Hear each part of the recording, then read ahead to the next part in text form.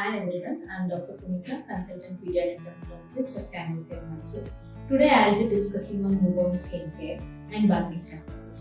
Usually, newborn skin is very delicate, it's very sensitive, ತುಂಬಾ ಸೂಕ್ಷ್ಮವಾಗಿರುತ್ತೆ.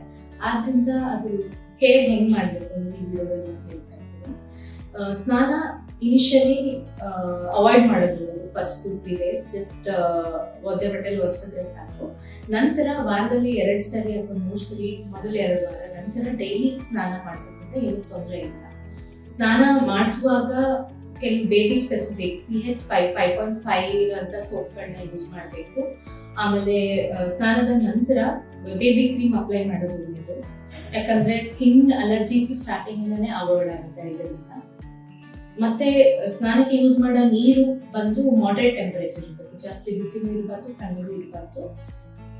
ಆಮೇಲೆ ಸ್ನಾನದ ನಂತರ ಕಾಟನ್ ಟವಲ್ ಅಲ್ಲಿ ಅಂದ್ರೆ ಒತ್ತಿ ಡ್ರೈ ಮಾಡಬೇಕು.